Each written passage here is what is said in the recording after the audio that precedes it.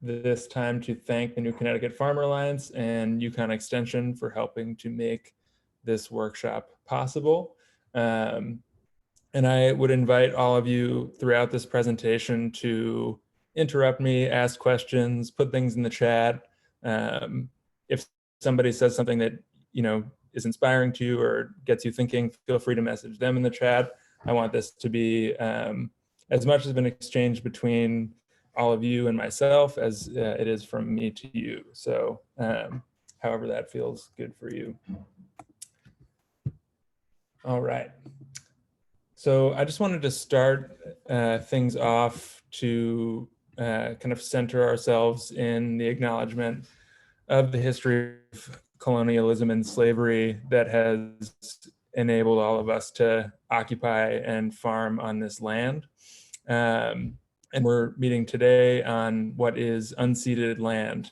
And I myself am calling from the lands of the Mohican, Paugussett, and Wappinger people. I'm going to drop into the chat a link if you're curious to take a look at this native land map, if you are interested in learning more about the peoples that occupied this land before it was taken and we now occupy it. We acknowledge that 99% of the land in New England is owned rather by white people.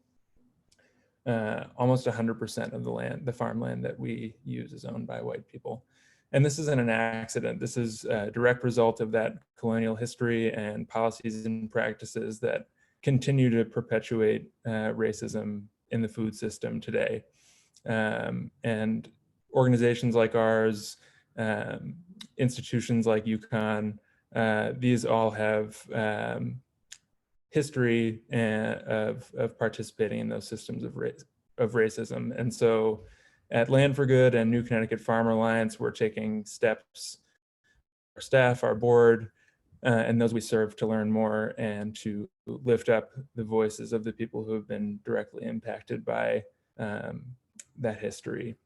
We have a lot more work to do. We know that our approach isn't perfect, but we're attempting to create a more equitable food system for all through this work. So thank you for taking part in that with us. And if you would like to learn more, I'd be happy to recommend some resources to you. One great one that I have on this slide here is an article from the Atlantic in 2019, The Great Land Robbery. It's a really excellent starting point if you feel like you have a lot to learn in this vein. And on the topic of affording farmland in particular, I want to acknowledge that not everyone is coming to this conversation with the same resources. A lot of these systems are a lot easier for someone like myself, a white man, to navigate in order to afford farmland. And so I would encourage all of us to keep that in our minds and to think about what may be affordable to one of us is inaccessible or not affordable to some other folks on this call. So my hope is to provide some tools and context that will allow all of us to navigate these really complex systems a bit more confidently. And part of doing that is defining just a few terms that I'm going to be using throughout the presentation, just so that we're all on the same page. One big one that will come up a lot is this idea of farmland access. And what that term means is generally we're referring to land tenure. So the issues regarding holding land, being able to use land for a specified purpose, which in this case is farming.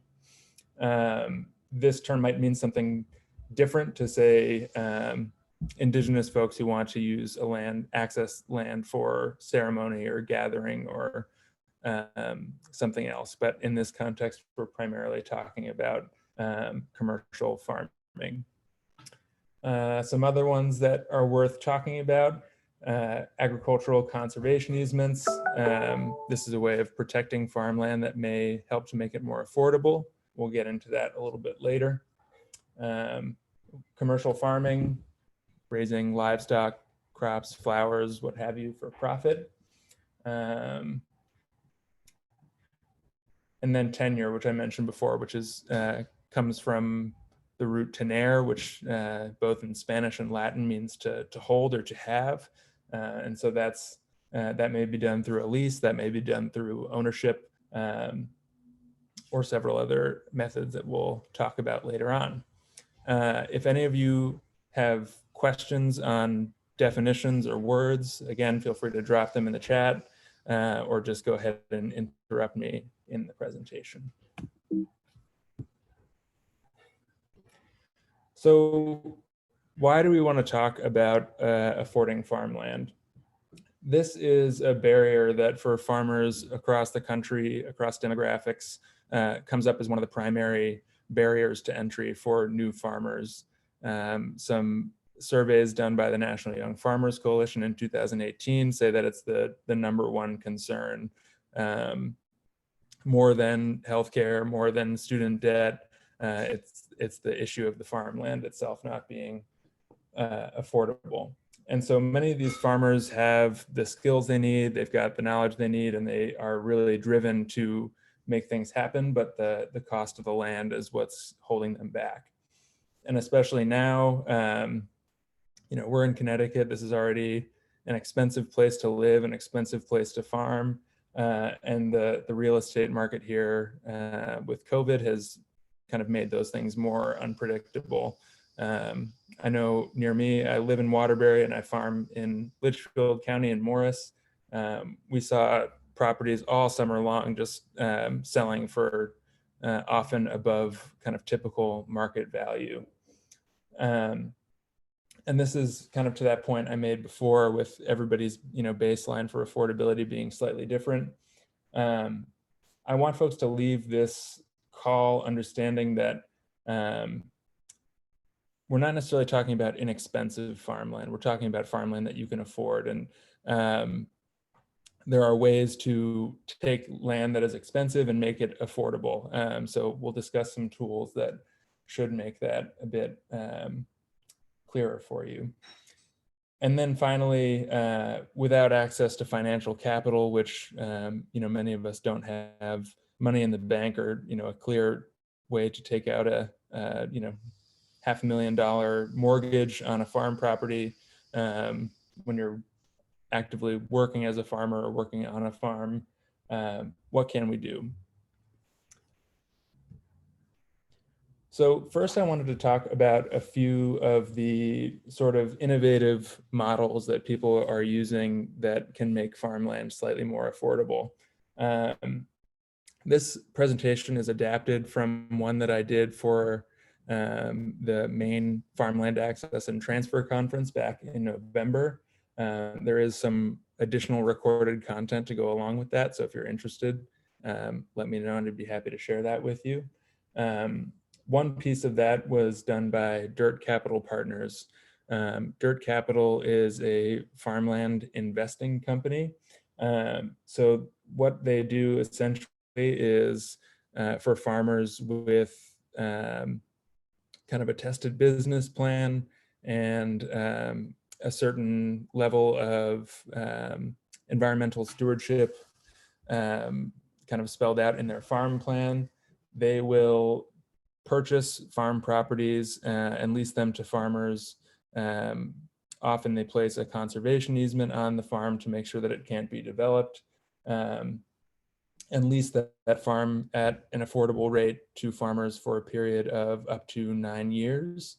And at several points throughout that lease, they will give the farmers the opportunity to purchase that farm. They also provide some kind of business planning assistance and things like that throughout the process in order to get your farm to a place that you can access the financing necessary to buy the farm. In fact, let's see, there have been a couple of farms in Connecticut that have successfully utilized dirt capital to acquire their farms, but most of the examples that you can find on their website, which I'll share with everyone afterwards, are in northern New England. I know they're really itching to do more work in Connecticut, so this might be a good fit for somebody who's a few years along in their farm, kind of ready to take the next step.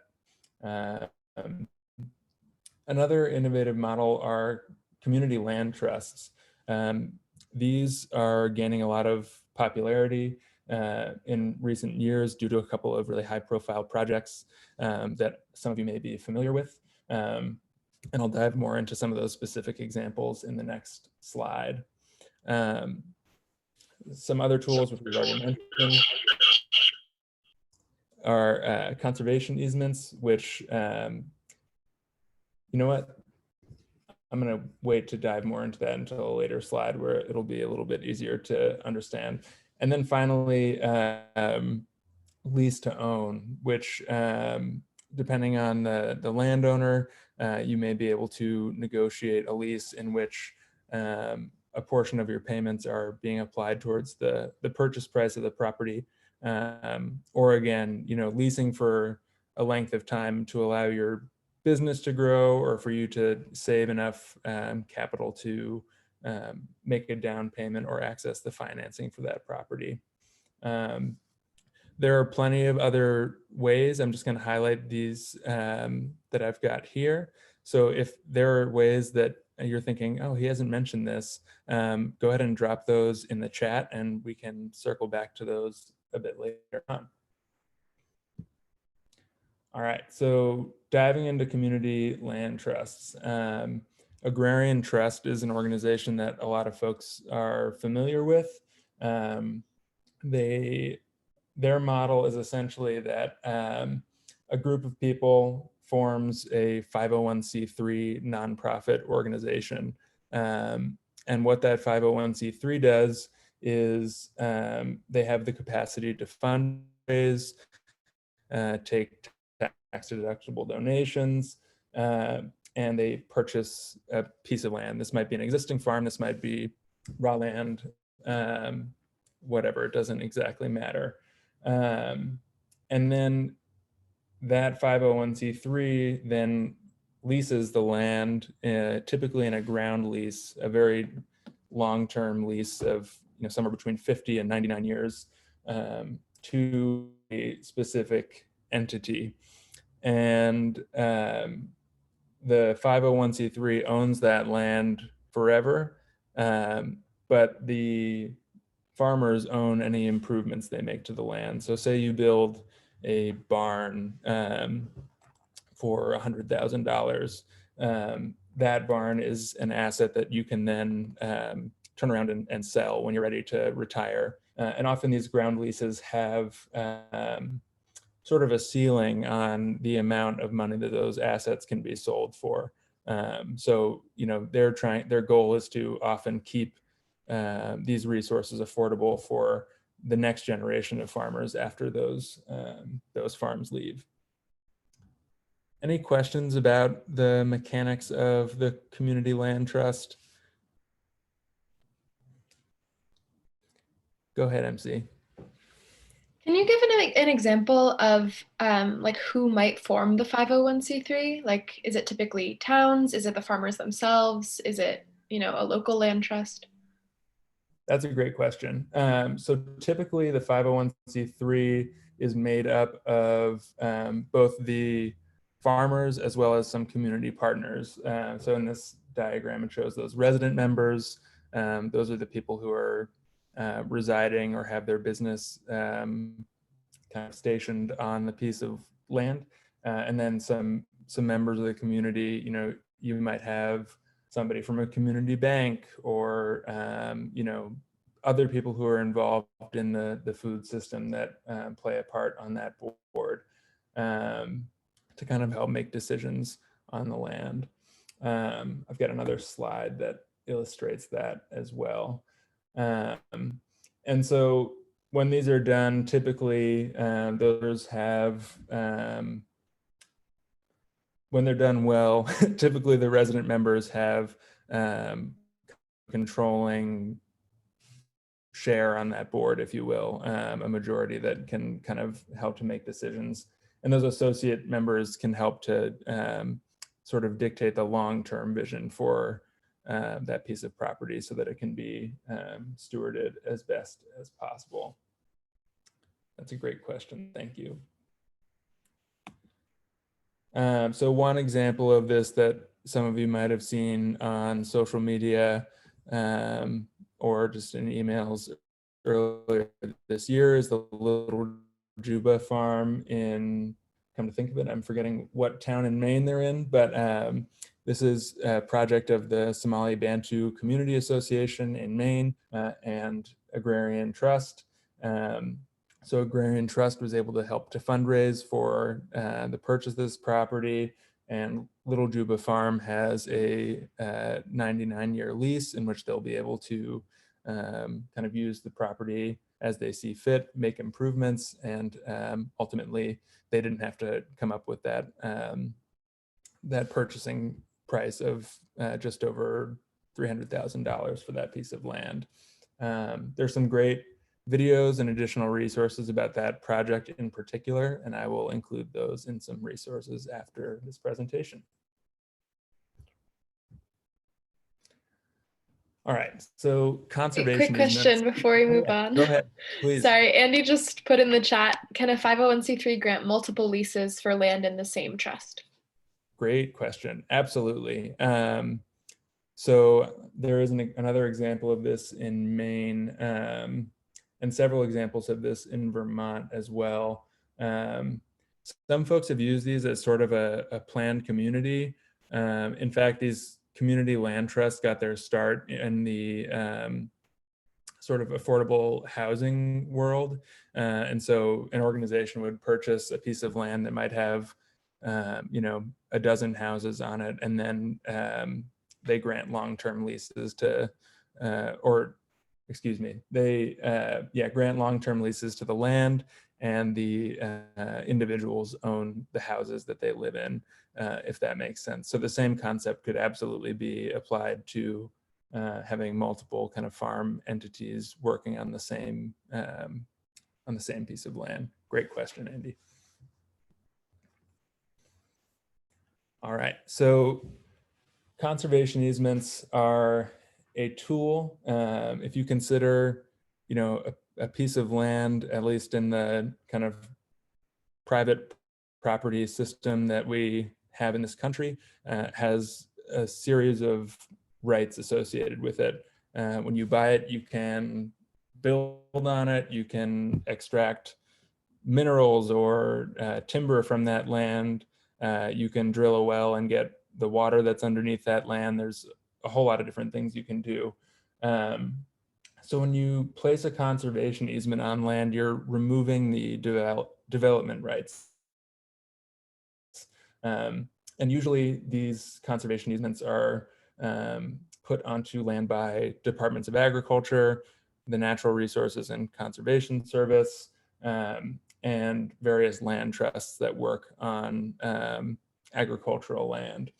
And so when you apply for one of these, the way that it works is that development rights are valued at a particular value based on a couple of appraisals. And so say we have a $300,000 farm, pretend farm that's $300,000, and the Connecticut Department of Agriculture is going to do a couple of appraisals and determine what those development rights are worth. The right to, you know, build a house or some apartment buildings or something like that. And that comes back at $30,000. So they pay the landowner or the farmer that $30,000, and now nobody can develop that land for years to come. So this is a useful tool for affording farmland if the conservation easement can be placed at the, or can be put on the land at the time of the purchase.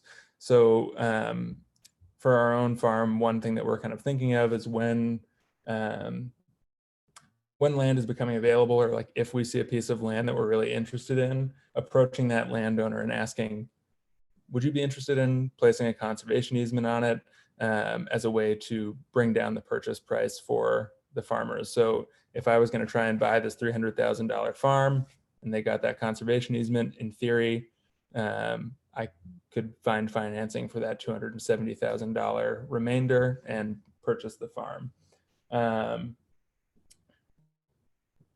This doesn't always pan out that way. Often farms have placed a conservation easement on the farm years in advance, and the properties have continued to get more valuable and more expensive as time goes on. And it really depends on the kind of values and goals of the landowner as well. These are also not attractive to certain people. You can leave a small kind of area to build on if you wanted to build a house, some farm buildings, etc. But you know, some people's plans might change and they want to build at a second house for their you know, parents to move into as they get older or something like that, and that might be a restriction that makes it a no-go for you. So that's something to consider in looking at this type of tool. So one tool that can be added to this in some states, unfortunately not in Connecticut right now, is something called the option to purchase at ag value. And this is done in Massachusetts and Vermont, possibly a couple of other states that I'm forgetting right now, but those are the primary two. And that's another restriction that kind of says that the farm has to be an active agricultural use. So if someone was going to sell that property, it would have to go to somebody who intended to continue to farm it.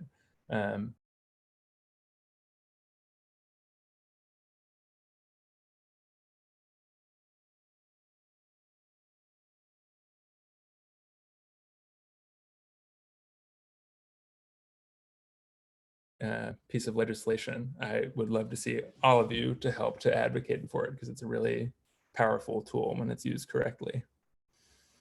Molly just asked in the chat, where and what states is this active?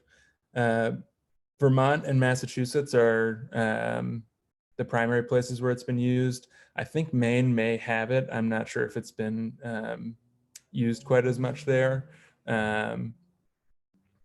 And each state has done it a little bit differently as well. So if you're looking in a particular state, then I'd be happy to look into some resources for navigating that program in each of those states. Any questions on conservation easements before we go on to the next slide? It's kind of a abstract topic.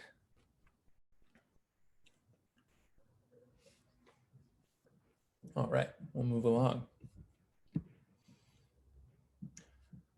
At this stage in the presentation, I just wanted to talk about some tools that can help you to consider your own situation as it relates to affording farmland. Some of these are tools from Land for Good, and some are tools from our you know, partners across the region and the country. The first one I'm going to mention is an online Land for Good tool that's available for free on our website. It's called Acquiring Your Farm. It is a course made up of 7 modules that have a lot of great resources embedded in them and allow you to kind of input information that is relevant to your situation in order to strategize and think about acquiring your own farm. So you can see those 7 modules there on the left. And of course, we're going to focus on the financial assessment. So I often encourage people who are looking for land to take a really close look at their personal finances. It's great to know your farm finances as well. But often people kind of, you know, some folks keep a household budget, but sometimes people just kind of let that stuff slide. And if you don't have a clear picture on your personal finances, then it's really hard to know what you might potentially be able to afford. Sorry, I'm seeing, oh, thank you, MC, for putting that in the chat. And so timing and education are the most important factors in this. If you are kind of like ignorant to your personal financial picture and the right opportunity comes along, you might not be able to act fast enough to acquire that piece of farmland. So if you have the knowledge when that comes around, hopefully you can be better prepared. And doing this financial assessment will also help you to kind of create a business plan for your farm that will meet your financial needs, rather than kind of the other way around, having your financial needs being dictated by your farm income. And then you can ultimately consider some scenarios that might help to reduce the cost of accessing that farmland. So this really dense, kind of boring spreadsheet is something that I would recommend you all take a look at, particularly if you're looking into starting a farm or purchasing farmland. This is a tool from the Vermont Farm Viability Enhancement Program, and it's a very comprehensive farm financial spreadsheet. This particular page of it is that family living budget. So when my partner and I started the farm, we went through a whole year of not just like off the top of our head, we went through every single expense that we incurred in our life and kind of put it all into this spreadsheet to see how much exactly we needed to be making from the farm in order to sustain our lifestyle exactly the way that it was. And this is so valuable when you're kind of starting to look at farm properties and thinking like, could I afford, a mortgage payment of $2,000 a month, or what would be a realistic target for, saving up for a down payment. So this is a really excellent place to start. In that expenses category, there are three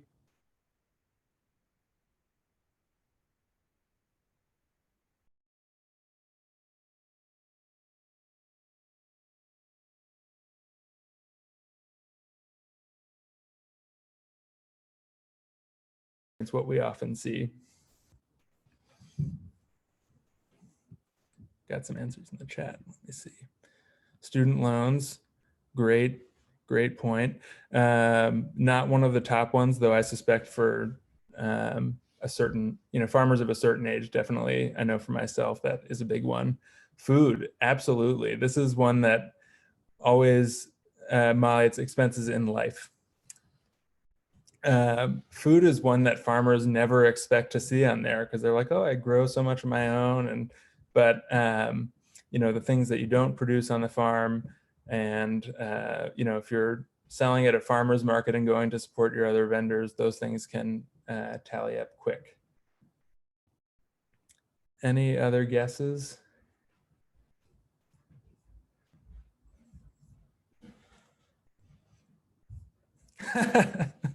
Gavin threw massages in the chat. Dirt, health insurance. Yep, insurance is definitely one of them. And then the last one is just kind of generally communication. The internet, phone, Netflix subscription, all of that stuff lumped into one category often is a surprising amount for people. And those are often the places where you can, aside from health insurance, make some pretty significant adjustments in order to kind of change what the affordability picture might look like for you. All right. So now that we've spoken a lot about financial capital, I want to expand our thinking on what that means, because like I said before, a lot of us don't have great access to financing. We don't have a lot of savings or other kinds of capital to draw on. But what we probably do have and don't exactly realize are these other forms of capital. And so I'm going to use our own farm as an example, and kind of especially to show you how it relates to accessing farmland. And I would encourage each of you to take a bit of an assessment of yourself. So in addition to that financial assessment, look at these 8 forms of capital and think about what resources you might have access to that will improve your ability to access and afford farmland. All right, so social capital. I think this is probably the place where most of us have the most to draw on. Okay. Sorry, I'm looking at the chat. I just saw MC's LOL. It keeps disappearing on me. And so I want to make sure I'm not missing questions. This concept came to me through one of my coworkers who does a lot of work with MOFGA, the Maine Organic Farming Association.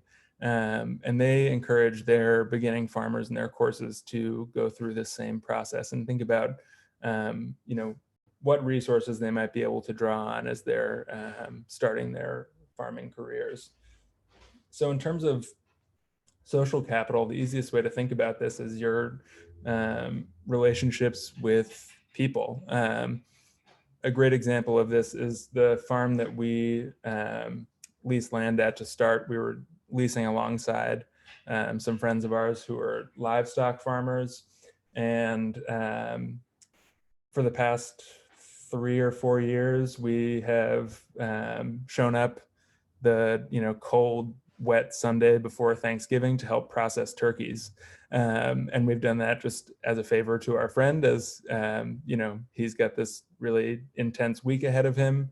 And so we've built up that social capital just by doing a simple favor and spending some time with our friend. And so when we decided that we wanted to start our farm, he was willing to kind of give us a corner of the farm that he was leasing to start our operation. So start to think about those people that are in your life that you, maybe you watch their kid if they need to run to an appointment, or maybe you, I don't know, all types of different situations that might come up that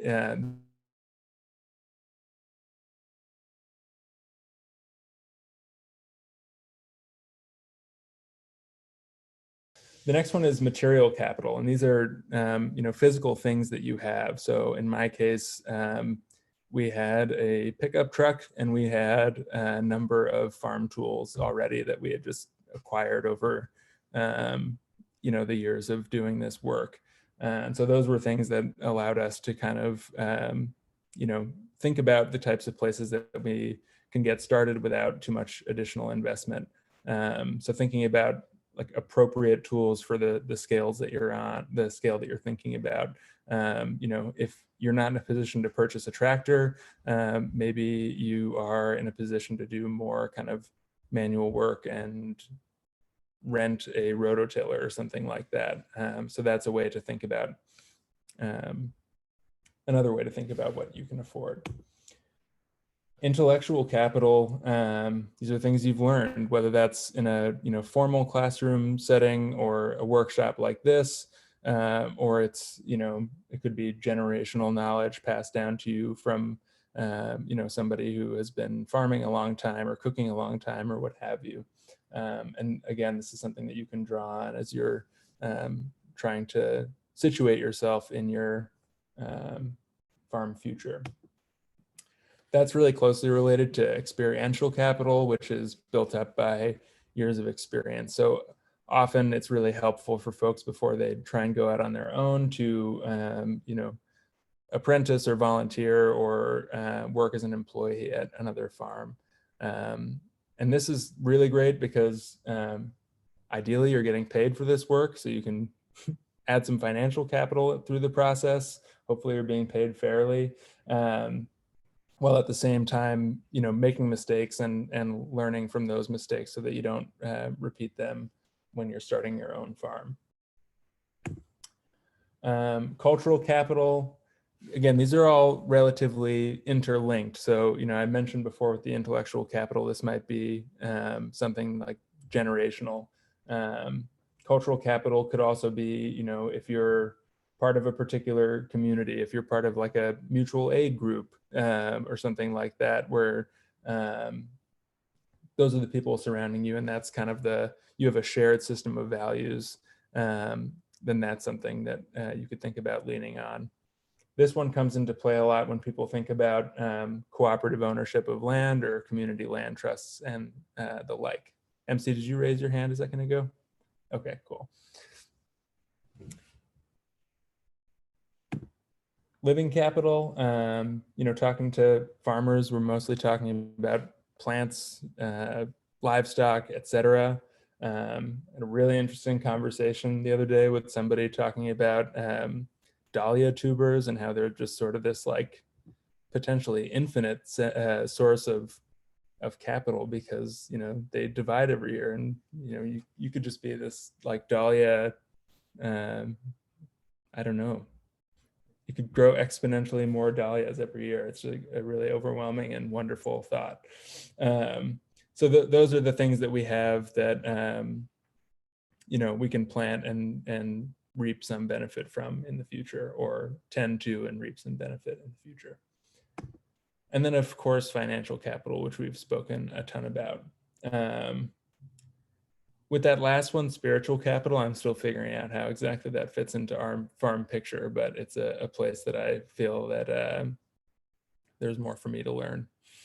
Does anyone have any questions about this kind of framework for thinking about capital and how this might be helpful to you in affording a piece of farmland? MC said the spiritual support to survive the challenges of being a farmer. Absolutely. Absolutely. Even if that, finding a moment of peace in a off-farm hobby or something like that, that kind of makes you feel rejuvenated. That's a great way to look at it. All right. If anyone has any questions about that 8 forms of capital, I've got some good resources to refer you to. And it's a relatively new concept to me, so it's one I'm excited to talk about. I'd be happy to talk offline as well. All right. The next tool that I've got for you all is, we've got another message from Sarah. The spiritual reality of God's justice as it pertains to colonialism and land theft. I love that. I love bringing, oh man, when people talk about religion without justice, what is it? Nothing, in my opinion. Sorry, we're getting into deeper philosophical conversations here, but that's how I feel. And all right, so this next tool is the Farm Access Methods Guide. This is a guide that's available online from Land for Good for free. And what this does is it helps you to think about the different methods of accessing a farm and how they fit into your particular situation. And it breaks those different tenure methods down into ownership now, ownership in the future, and no ownership. So the kind of key portion of this guide that's really useful is this farm access decision tool. So like I said, those 3 categories you can see across the top here. And for ownership now, this is kind of maybe the most, quote, typical way folks think about accessing a piece of farmland. And that would be an outright purchase or financed purchase, in which you're approaching a bank, getting a loan, and paying a mortgage every month for the next 20 or 30 years. Some other ways to think about it: this whole shared ownership interest is one that people are more and more interested in. A good example of this in Connecticut that some of you might be familiar with is Four Root Farm in East Haddam. They're an LLC with 4 members that work and live on the farm. So a little bit different from a worker-owned cooperative or something like that, but kind of a similar idea in effect. In those partial ownership interests, that ground lease that we mentioned before, where somebody owns the land and farmers own the structures that they build on top of it. And then in ownership in the future, something like lease to own. And also, interestingly, the LLC or corporation you can use to transfer ownership of land or other assets over time. So let's say the 4 owners of Four Root decide they want to retire, and they find 4 new people to take over the farm. Over time, they could transfer their ownership shares to the next generation in order to pass it along. And then we've got no ownership. So again, leases are the most common way to do this. Short-term lease, usually we're thinking between 1 and 3, maybe 1 and 5 years. And a long-term lease would be anything longer than that. And like I said, you do see leases up to 99 years, which is, obviously essentially a lifetime. And then finally, you've got these licenses, permits, and agreements. These are usually done on, say, like municipal land. So if like a town or a government agency owns a piece of land, they're just going to let you do what they permit you to do. A lease, you can get some more kind of broad use and enjoyment of the property, but in terms of a license or permit, your rights are really only to conduct the farming, and that's basically it. So another piece of this guide that I find really helpful is this bundle of rights or bundle of sticks analogy. So if you think about this bundle of sticks is all the rights on the property, like we talked about before. If you own the property, you can do basically whatever you want if it's not against the law. So that could be cutting down timber, that could be farming and building buildings, etc. And as you get towards these other methods of land tenure, then you're changing the sort of ratio of rights that you have at a given point in time. Sometimes you're sharing those rights with other people throughout the duration of the life of your farm. Other times you're gaining more rights as time goes on. And sometimes you just have, only a very narrowly defined set of rights, like in a lease. Any questions on those slides? Awesome. Oh, Andy said, are there existing models of using this idea of long-term lease transfer to ownership as a form of land-based reparations? That's a great question. To be totally honest with you, Land for Good does not have very much expertise in the realm of reparations. It's something that we're striving to learn more about, and we are doing that mostly with the Northeast Farmers of Color Land Trust. So I'd be happy to point you towards those folks for more resources on reparations. That being said, you could absolutely use those tools that way. You'd probably want to consult some of those experts that I mentioned in order to do it in a way that is, fair and secure, but it's absolutely possible. And Sarah Rose said, are there models of multiple LLCs or small farm entities coming together to purchase farmland? And if so, what does that process and end result look like? Another great question. Definitely one of the strategies for making a farm more affordable is to get more people involved and potentially have more, financial capital to do so. I'm trying to think of a good example of this off the top of my head. Well, to be honest with you, had things for my farm and the farm that we were leasing with gone a little bit differently, that's one way that we were looking at using that piece of land.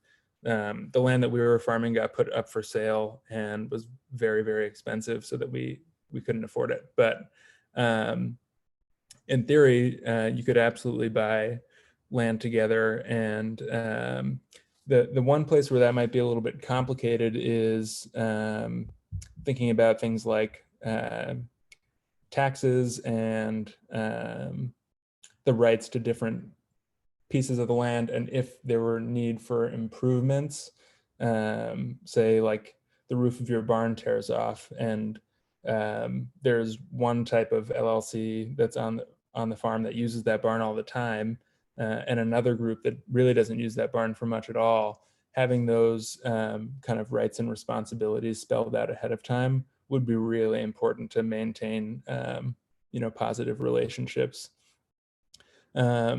Something else to think about in that case is that you might want to form a separate LLC to purchase the property with all those same people, and then, quote, lease the land back to those smaller farm entities. So you could have like a $1 a year lease that says that they're allowed to, use the property for farming. But that may simplify those bigger questions in terms of making improvements to the piece of property and things like that. Great questions.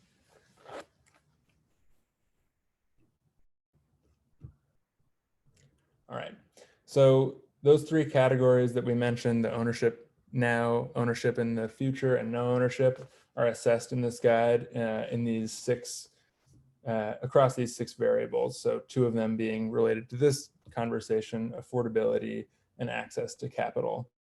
And it's assessing them not in terms of like good or bad, but just in terms of, what is the most doable for that particular situation, if that makes sense. So again, I want to hammer home that affordability does not necessarily mean inexpensive. It might be inexpensive, but it doesn't necessarily have to be. And so three methods to make land that more affordable would be to decrease the cost of purchasing, postpone the purchase, or lease land instead. And so when you're thinking about decreasing the cost of purchasing, a tool like the agricultural conservation easement that we discussed before, where you're selling those development rights, seller financing or lease to own, if you can negotiate a situation where you're paying the former landowner a little bit every month to own it, potentially saving yourself a lot of money on interest and fees in terms of the typical, as compared to the typical bank process.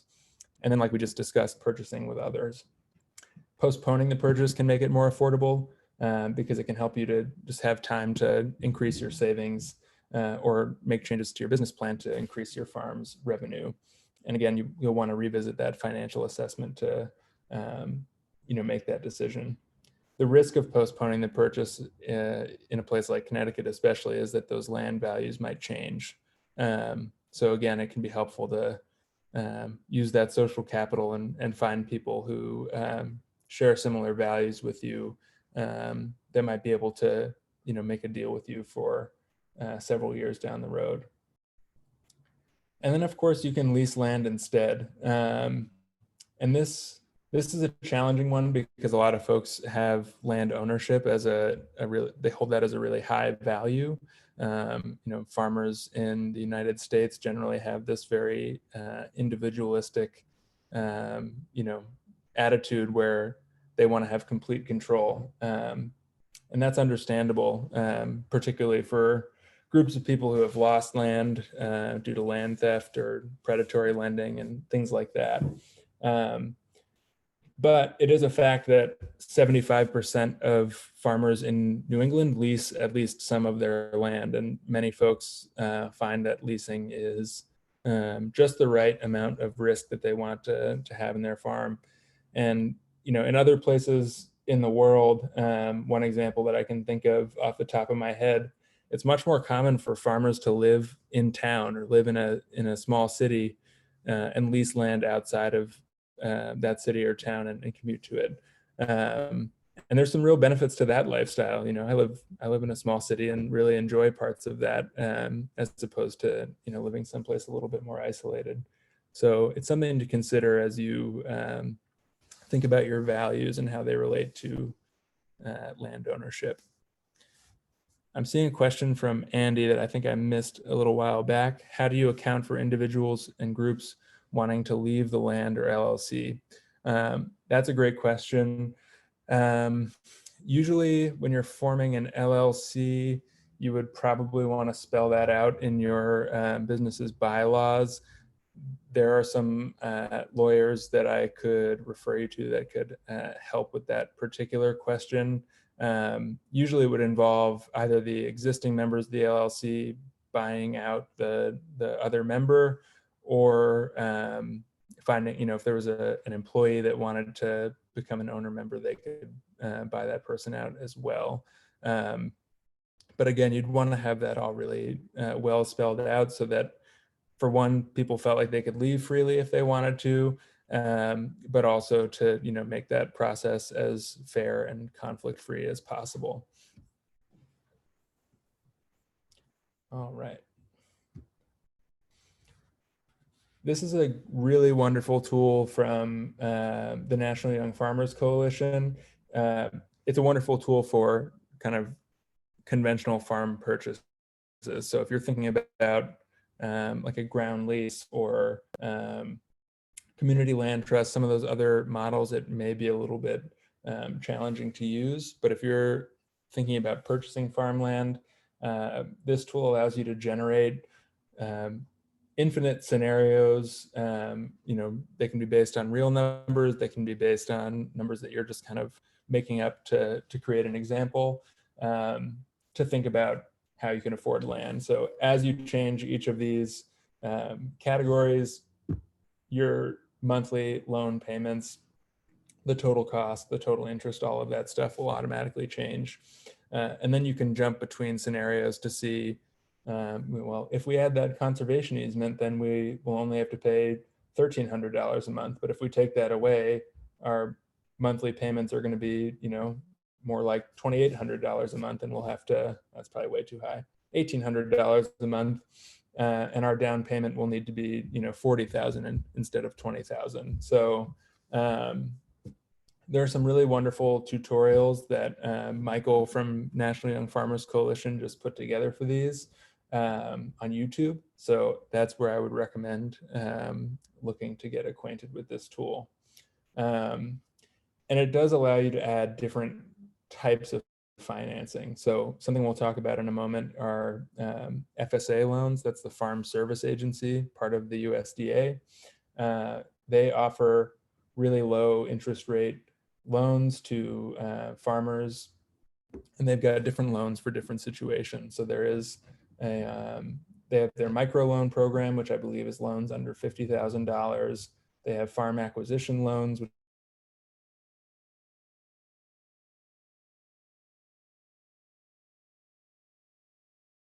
farm acquisition loans, they require that you have been turned down by another lender. They're what's called a lender of last resort. So you kind of need to go to a bank first and have them tell you, sorry, you don't qualify, in order to approach Farm Service Agency. What you will need for those loans is a completed business plan and up-to-date financial statements. So that's some prep that you'd have to do ahead of time before approaching them. So I kind of breezed over it before, but on one of my slides, I suggested when you're thinking about affordability to differentiate between the price of a property and the cost of a property, or the cost of a particular way of accessing that property. So what do I mean? So in this scenario, the fake farm that I made here, the asking price was about $300,000, or $300,000 exactly. The cost of buying that property spread out over 20 years is close to $500,000. And that is because of, depending on your particular arrangement of loans or the way that you access the property, you might be paying more in interest. You've got taxes and insurance to wrap into the cost of that as well. Often closing costs, at the time of closing, you're almost always required to have a lawyer. So you can expect to spend about $5,000 on the closing alone. That's separate from your down payment. Something else to think about is capital investment. If you're going to need to put in a barn or a well or something else that will allow your farm business to thrive, those are other costs to take into account at that time. All right, so I mentioned the FSA loans. This is a really challenging thing for a lot of farmers to navigate, myself included. There's a lot of jargon. There's a lot of intimidation that can go on when you're approaching folks in these USDA offices.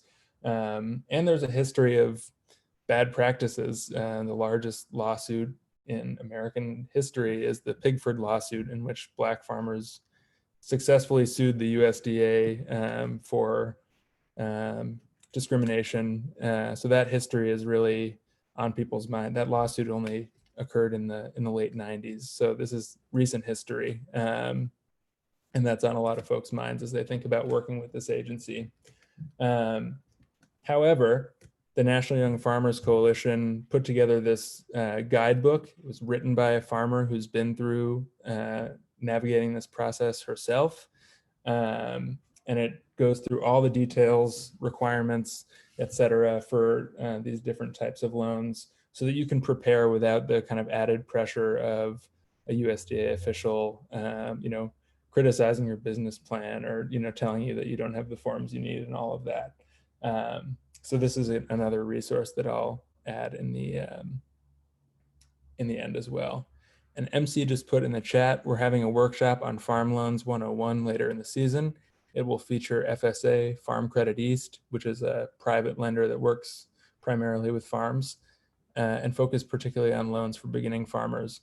That would be a great complement to this workshop. I'll probably attend it myself because it's an area that a lot of us need kind of continued support on, even if we're a little bit more familiar with some of these programs. Thank you, Ramsey, for putting that in there and organizing that workshop. All right, so that about does it. I've mentioned a ton of resources, a lot of different concepts. Some of them are kind of dense and not that fun.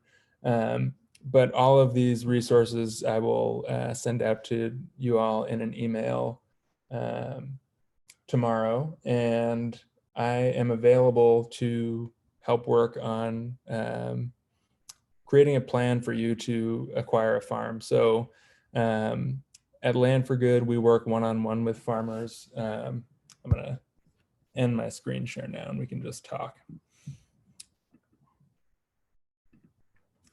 We work one-on-one with farmers to create plans and think about scenarios that will allow you to access farmland. One thing that I didn't mention in this presentation that I'll put in the chat, for those of you who are not aware already, Connecticut has a farm linking program, Connecticut Farm Link. This allows both farmers and landowners to create profiles with some details about the type of farm they want to do, the type of opportunity that they're offering, and hopefully make some connections in terms of finding farmland. A related resource, if your search is taking you outside of Connecticut, but still in the New England region, is the New England Farmland Finder. A lot of the posts in Connecticut are the same, but every now and then one comes up that's a little bit different. So it's worthwhile to check both. And if you're looking even further away, let me know. And there are typically farm linking resources in most states in the country. So I'd be happy to dig those up for you. Let's see. We've got plenty of time for questions. I will stick around as long as people want to talk. So if you've got questions that are specific to your situation or any of the concepts that we've discussed tonight, I would be happy to answer those now.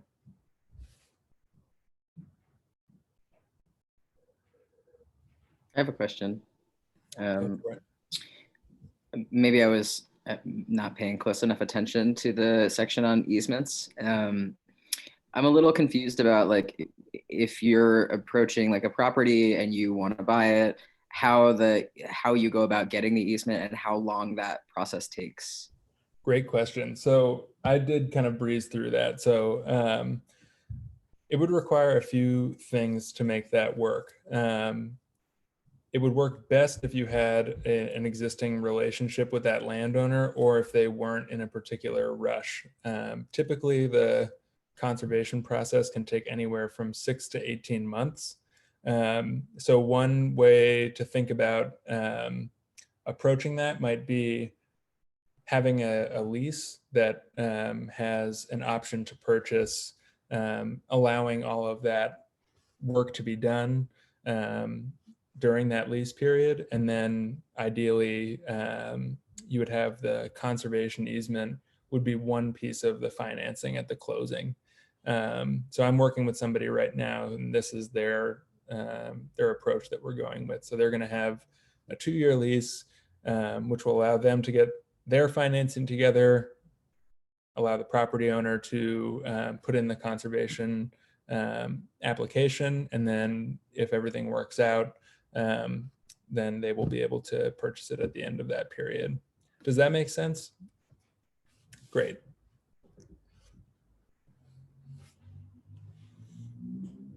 That can also be a useful approach. One challenge with trying to purchase farmland is that it often changes hands before it ever hits the market. So it often sells and you don't even know that it was up for sale in the first place. There's kind of like a good old boys network that oftentimes beginning farmers aren't really tapped into.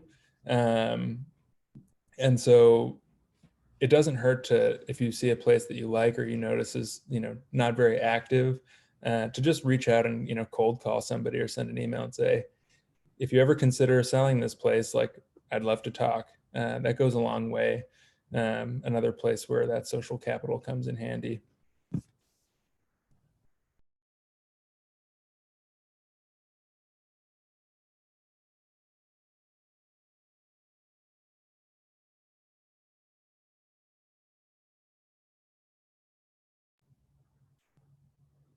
Any other questions from folks?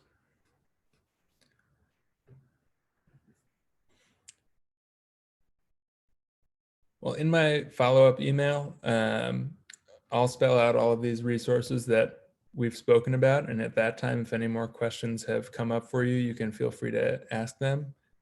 Thank you, Molly. Great to see you again. You too. Thank you. I have to run, but thank you so much. Have a good night. Nice to meet you all. At that time, I'd be happy to answer any questions, or also, if you are thinking, and people are bouncing off, but that's totally fine. If you're thinking that you'd like to work more closely with Land for Good, you can let me know at that time too, and I'd be happy to talk a bit more about the services that we offer.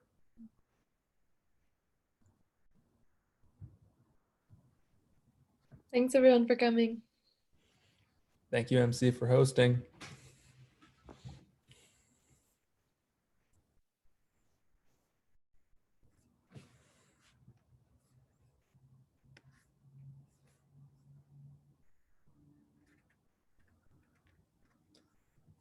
I wonder if maybe Sarah and Buell's Orchard have both stepped away. I think that's possible. I also saw Sarah had 2 things up at one time, so it might have. It might be her. Do you think it's safe to? Oh, there's. No, It is, I'm a little all over the place, but yes, I'm bowing out at this point. Thank you so much for the presentation. It was great. It was very interesting. Thank you for coming. Yeah. Please be in touch if you have any questions. Azim says thumbs up. Thanks, Azim. Have a good night, y'all. All right. Okay. I think we can. Goodbye, Buell's Orchard. Goodbye. All right. Talk to you soon, MC. All right. Sounds good. That was awesome. Thank you. I really enjoyed it. Let me know if there's anything I can help with in terms of follow-up. Cool. I will. Thank you so much. Night. Bye.